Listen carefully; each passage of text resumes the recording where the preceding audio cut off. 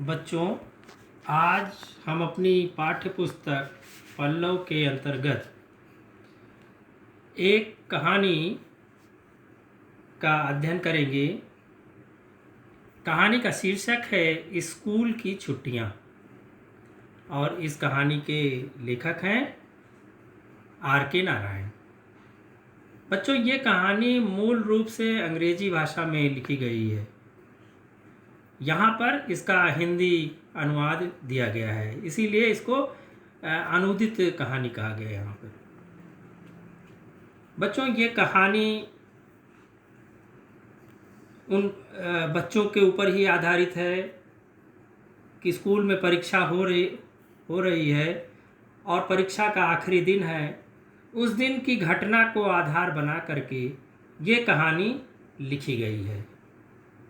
कहानी का पात्र स्वामीनाथन है और उसके साथी मित्र जो कि उसके साथ पढ़ते हैं, सहपाठी हैं, उनकी उस दिन की गतिविधि पर ये कहानी लिखी गई है।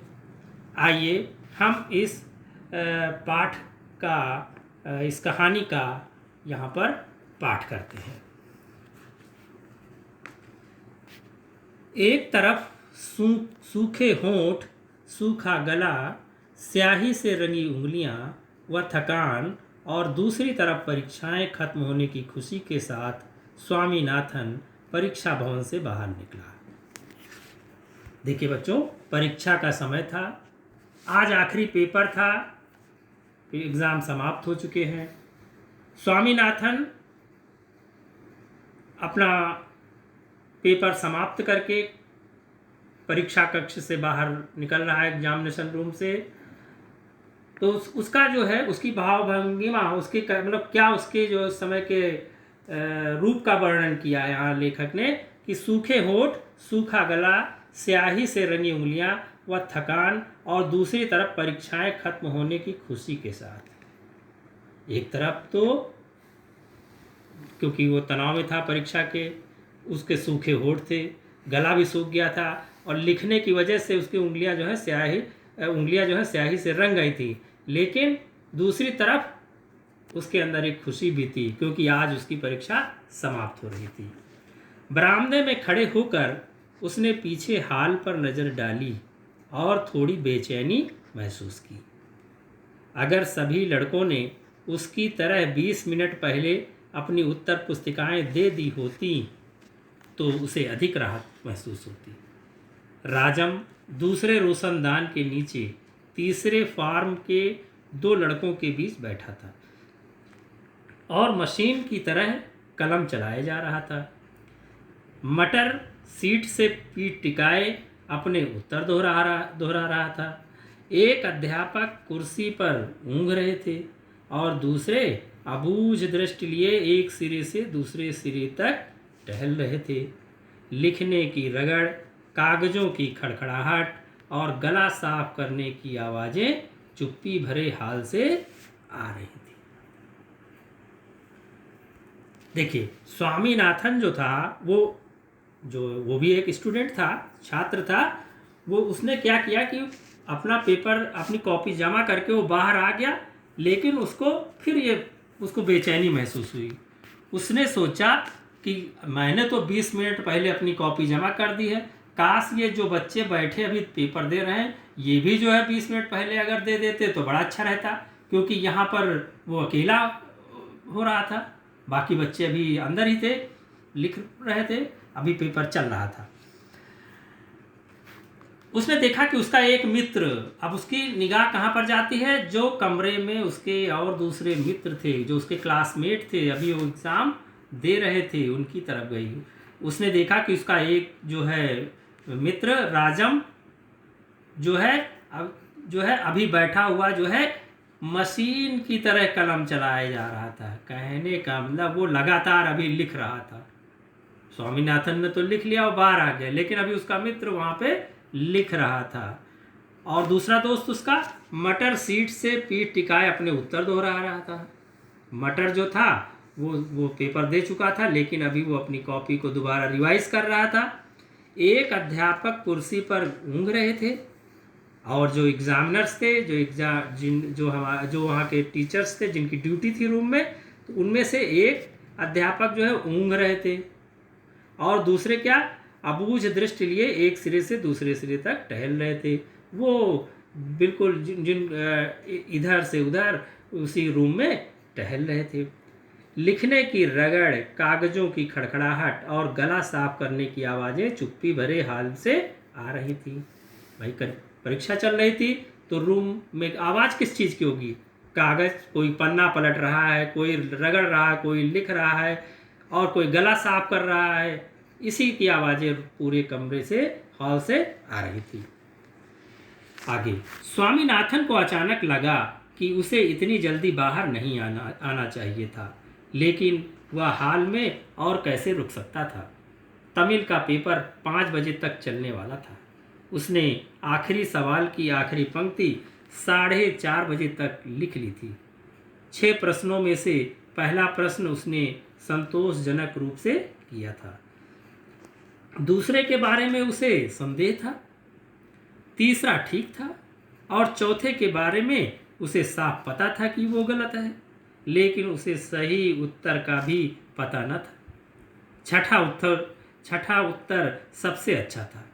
इसका उत्तर देने में उसे 1 मिनट लगा था। प्रश्न था, ब्राह्मण और शेर की कहानी से क्या शिक्षा मिलती है? कहानी जो थी वो उसको यहाँ पे बताया गया। क्या कहानी थी ब्राह्मण और शेर की? एक ब्राह्मण तालाब के किनारे से गुजर रहा था। दूसरे किनारे से एक शेर ने उसे आवाज़ लगाई और उसे सोने की चूड़ी देने की बात कही। ब्राह्मण ने पहले तो चूड़ी लेने से मना कर दिया, किंतु जब शेर ने अपने को भोला भाला और सच्चा बताया तो ब्राह्मण पानी में तैरकर उसके पास आ गया। इससे पहले कि वो सोने की चूड़ी लेने के लिए हाथ बढ़ाता, वह शेर के पेट में पहुंच गया।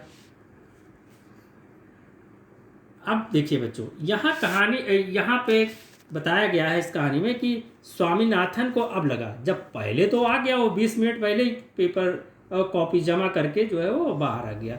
अब उसको लगा कि इतनी जल्दी मुझे क्या थी, इतनी जल्दी तो मुझे नहीं आना चाहिए था और अभी थोड़ी देर और वो रुक सकता था। और इस तरह करके जब अपने वो प्रश्नों का एक जो है जो उसने उत्तर लिखे थे उसको फिर एक बार सोचने लगा। उसने अलग अलग प्रश्नों के उत्तर के बारे में अपना विश्लेषण दिया, लेकिन सबसे अच्छा लगा उसको छठा उत्तर जो सबसे आखिरी था। उसमें ये कहानी दी गई थी जिसमें ब्राह्मण और शेर की थी। तो यहाँ पे ये कहानी जो अभी आपको बताई गई है शेर और ब्राह्मण की, वो कहानी थी। अब स्वामीनाथन को, आगे चलते हैं, स्वामीनाथन को ये फैसला करने में 1 मिनट लगा कि कहानी की शिक्षा ये है कि जब शेर सोने की चूड़ी दे तो हमें नहीं लेना चाहिए, या सोने की चूड़ी का प्यार आदमी की जान ले लेता है। अब देखिए बच्चे हैं, बच्चे अपने हिसाब से विश्लेषण करते हैं। उनको उसमें प्रश्न में ये पूछा गया था कि भाई इस कहानी से हमको शिक्षा क्या मिली। तो स्वामीनाथन ने बड़ा अपने आप निर्णय ले लिया। उन्होंने कहा कि जब शेर सोने की चूड़ी दे तो हमें नहीं लेना चाहिए, या सोने की चूड़ी का प्यार आदमी की जान ले लेता है। उसने बिल्कुल कॉन्फिडेंस से, बड़े ही आत्मविश्वास से उसने ये उत्तर लिख दिया। उसने दूसरे जवाब में अधिक शिक्षा देखी और उसे लिख लिया। आगे चलते हैं। उसे समय काटना मुश्किल लगा। पेपर 3 घंटे की बजाय 2.5 घंटे का क्यों नहीं रखा गया। अब जब वो क्लासरूम में बैठा था तो उसके मन में यही बात आ रही थी कि उस तो 2.5 घंटे में उसने जो कुछ लिखना था उसने लिख दिया। अब जब किसी बच्चे का पेपर हो जाता है तो उसकी क्या मनोदशा क्या होती है, वो यहाँ पे इसका वर्णन इस कहानी में किया गया है। उसको लगता है कि अब आधा घंटा कैसे कटेंगे हमारे, यही उसके मन में उधेड़-बुन चल रही थी। उसने देखा कि एक अध्यापक उसे ध्यान से देख रहे थे। उसने तुरंत उत्तर पुस्तिका में व्यस्त होने का बहाना किया। उसने सोचा कि ऐसा करते हुए वह उत्तर पुस्तिका को थोड़ा दोहरा भी सकता है। फिर पन्ने पलटते हुए आखिरी सवाल के जवाब पर नजर गड़ाई। उसे दोहराने का बहाना करना पड़ा।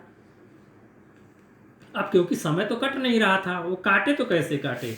बार बार उसको दोहरा रहा, पन्ना पलट रहा है, तब भी समय नहीं कट रहा है। उसने ये सोचते हुए फिर दीवार घड़ी की ओर देखा कि शायद अब 5 बज गए होंगे, किंतु 4:30 के बाद 10 मिनट और बीते थे। 2-3 लड़कों को पेपर देते और बाहर जाते हुए देखा तो वो बहुत खुश हुआ। उसने जल्दी से पेपर को मोड़ा और फ्लैप पर सुंदर मोटे अक्षरों में लिखा, Tamil, W.S. Swaminathan, first form, A section, Albert mission school, Malgudi, दक्षिण भारत, एशिया। इतना बड़ा डिटेल उसने जो है अपने पेपर के उस पे फ्लैप पर जो है उसने बढ़िया सुंदर सुंदर अक्षरों में लिख दिया, क्योंकि समय तो उसके पास था ही खूब। जो उसने पूरा डिटेल लिख दिया और फिर भी उसका टाइम नहीं कट रहा था। घंटी भी आखिर में घंटी बजी। 2-2, 3-3 की टोलियों में लड़के हाल से निकले। पिछले 3 घंटों का वातावरण एकाएक बदल गया। चारों ओर उत्साहपूर्ण बातचीत का कोलाहल भर गया। देखिए, जब तक बच्चे एग्ज़ाम दे रहे होते, हाल में होते हैं, बिल्कुल शांत रहता है, क्योंकि टेंशन रहता है, पेपर का टेंशन है, तो वो उसी में जूझे रहते हैं। लेकिन जैसे ही घंटी बजी, बच्चे जो है हाल के बाहर निकलना शुरू हो गए और जो वातावरण अभी तक टेंशन में था, तनाव में था, वो बाहर आकर के वो तनाव दूर हो गया और सबके अंदर फिर उत्साह आ गया, उल्लास आ गया और शोर शराबा होने लगा। वहाँ पर ऐसी स्थिति आ जाती है। स्वामीनाथन ने एक सहपाठी से पूछा, तुमने आखिरी सवाल के जवाब में क्या लिखा? बच्चों की आदत होती है, जब पेपर छूटता है तो उसके बाद अपने प्रश्न उत्तर जो है मिलाने लगते हैं एक दूसरे से कि अब तुमने क्या इसका जवाब लिखा, तुमने क्या लिखा, इस तरह से। तो स्वामीनाथन ने एक सहपाठी से पूछा, अपने एक क्लासमेट से उसने पूछा, क्या पूछा कि तुमने आखिरी सवाल के जवाब में क्या लिखा? इतना बड़ा पेपर था, उसको और कोई प्रश्न पे नहीं उसका ध्यान जा रहा, तो वही आखिरी प्रश्न पे जिसमें शेर और ब्राह्मण की कहानी थी। आखिर उसने अपने सहपाठी से पूछा कि आखिर तुमने इस सवाल के जवाब में क्या लिखा? तो उसने जवाब दिया, कौन सा? शिक्षा वाला। तुम्हें याद नहीं है अध्यापक जी ने कक्षा में क्या बताया था? सोने के लालच में ब्राह्मण की जान गई। उसके मित्र ने बताया कि तुमको ये ध्यान नहीं क्या कि हमारे गुरुजी ने क्या बताया था, हमारे टीचर ने क्या बताया था कि सोने के लालच में ब्राह्मण की जान गई। स्वामीनाथन को इससे आपत्ति, उसने क्या कहा, सोना वहाँ कहाँ था, वहाँ तो सिर्फ सोने की चूड़ियाँ थीं। तुमने इसका जवाब कितना लंबा दिया? स्वामीनाथन ने आपत्ति की। स्वामीनाथन ने कहा, अरे वहाँ सोना कहाँ था, वहाँ तो सोने की चूड़ियाँ थीं, और तुमने जवाब कितना लंबा लिखा आखिर में? तो उसने, जो उसका क्लासमेट था, सहपाठी था, उसने कहा 1 पृष्ठ। उसने कहा पूरा 1 पेज मैंने लिखा है उस पर। बताइए, उसकी शिक्षा पे उसने 1 पेज लिखा। थोड़ी देर बाद उसे राजम और शंकर मिले। अब उसके 2 दोस्त थे, राजम और शंकर, वो भी आ गए थोड़ी देर में, वो भी सहपाठी थे उसके। हाँ भाई, तुम लोगों को पेपर कैसा लगा? स्वामीनाथन ने पूछा। तुम्हें कैसा लगा? शंकर ने पूछा। बुरा नहीं था, स्वामीनाथन बोला। मुझे तमिल से ही डर लग रहा था, अब लगता है मैं बच गया। पास होने लायक नंबर तो मिल ही जाएंगे, राजम ने कहा। अरे तुम लोग जानते हो ना, कल से स्कूल की छुट्टी। तो फिर कल क्या करोगे? किसी ने पूछा। शंकर ने कहा, मेरे पिताजी ने छुट्टियों में पढ़ने के लिए किताबें खरीदी हैं, जहाजी सिंदबाद, अली बाबा आदि। मणि हाथ तीसरा और एक और उसका जो है क्लासमेट आ गया, मणि ने क्या कहा? मणि हाथ ऊपर उठाकर रोता चिल्लाता हुआ आया। वक्त बहुत ही कम था, वरना मैं आखिरी सवाल को भी उड़ा सकता था। देखिए, स्वामीनाथन को तो समय बहुत ज़्यादा लग रहा था। उसको तो लग रहा था कि पेपर 2.5 घंटे में ही ख़त्म हो जाता तो अच्छा था। और उसका दोस्त मणि आया और रोता चिल्लाता, उसने कहा, अरे टाइम कम था, नहीं तो हम आखिरी सवाल जो मेरा छूट गया वो भी मैं कर लेता। तो ये है, बच्चों में होता है, इस तरह की बातें होती रहती हैं। मटर भी कहीं से प्रकट हुआ। उसके बाएं गाल पर स्याही की बड़ी लकीर थी। Hello Shankar, first division? नहीं, मुश्किल से 35 मिलेंगे, 35 मिलेंगे। 15 मिनट बाद फिर घंटी बजी। देखिए, पेपर ख़त्म हो गया, सब बच्चे बाहर आ गए, सब आपस में बात कर रहे हैं, तरह तरह की उनकी बातें चल रही हैं। तभी फिर 15 मिनट बाद जो है घंटी बजी। सारा स्कूल हॉल में इकट्ठा हो गया। सबके चेहरे पर खुशी थी और बातों में अच्छी दोस्ती की झलक थी। अध्यापक जी भी अपनापन दर्शाते हुए खुश लग रहे थे। हेडमास्टर साहब मंच पर आए और शोर के थमने का इंतजार करने के बाद उन्होंने छोटा सा भाषण दिया। उन्होंने कहा कि स्कूल जून की 19 तारीख तक बंद रहेगा और 20 जून को खुलेगा। उन्होंने आशा व्यक्त की कि लड़के अपना समय बर्बाद नहीं करेंगे और कहानियों की किताबें पढ़ते रहेंगे तथा अगली कक्षा की किताबों पर नज़र डालते रहेंगे, क्योंकि वे उम्मीद करते हैं कि सब लड़के अगली कक्षा में जाएंगे। अब 1 मिनट और प्रार्थना होगी और उसके बाद सब लड़के अपने अपने घर जा सकते हैं। एग्ज़ाम के बाद जब समाप्त हो गए तो स्कूल जो प्रिंसिपल सर थे, उन्होंने जो है सभी बच्चों को कहा कि सभी मतलब इकट्ठा होना था, उसके बाद उनको एड्रेस करना था और उसके बाद छुट्टी होनी थी। तो इस तरह से उन्होंने अपना एड्रेस किया। प्रार्थना के अंत में जैसे तूफान आ गया, लास्ट में प्रार्थना हुई और जैसे ही प्रार्थना खत्म हुई जैसे लगा कि तूफान आ गया। तूफान आने का मतलब क्या? फिर से वही शोर शराबा शुरू हो गया। बच्चे फिर चीखने चिल्लाने लगे। ऊंची आवाज़ों और चिल्लाहटों का झुंड रेले की तरह हाल से बाहर निकला। इस सारी भगदड़ में स्वामीनाथन मणि के साथ लगा रहा। मणि ने स्कूल के गेट पर तेजी से काम किया, किसी की कलम छीनी, किसी की दबात और उन्हें तोड़ दिया। उसके आसपास लड़कों की खुशी और उत्तेजना से भरी भीड़ थी। एक एक चीज के टूटने पर खुशी की चीत्कार उठती थी। एक दो छोटे बच्चों ने दबे स्वर में विरोध किया, लेकिन मणि ने उनके हाथों से दबातें भी छीन ली। फिर ढक्कन खोलकर स्याही उन्हीं के कपड़ों पर गिरा दी। इस काम में उसके सहायकों का एक छोटा दल भी था, जिसमें स्वामीनाथन प्रमुख था। उस क्षण के उत्साह में आकर उसने अपनी दवात खुद ही अपने सिर पर उलट ली थी और बहती स्याही से उसकी आंखों के नीचे काले घेरे पड़ गए थे। क्योंकि बच्चे हैं, शैतान तो होते ही हैं। पेपर जब ख़त्म हो गया, छुट्टी हो गई, सब बाहर निकलने लगे, तो उन्होंने क्या किया? शैतानी शुरू कर दी। पर किसी की कलम छुड़ा के जो है तोड़ दिया, किसी की स्याही की इंक पॉट जो थी उसको तोड़ दिया। इस तरह करके वो शैतानी करने लगे, छीना झपटी करके तोड़ फोड़ एक दूसरे के करने लगे और वो उसी में उनको आनंद आने लगा। और स्वामीनाथन जो है, क्योंकि ये मणि उसका लीडर बना था और स्वामीनाथन उनके जो है असिस्टेंट बने थे, सहयोगी बने थे। स्वामीनाथन को क्या लगा, इतना ज़्यादा खुश थे कि उन्होंने अपनी ही शीशी की स्याही खोल करके अपने ऊपर ही डाल लिया और बड़े खुश जो है हो रहे थे और सारी स्याही उनके जो है चेहरे पे जो है भर गई थी। इसके साथ ही सैकड़ों कंठों से निकले विजय घोष से आसमान गूंज उठा।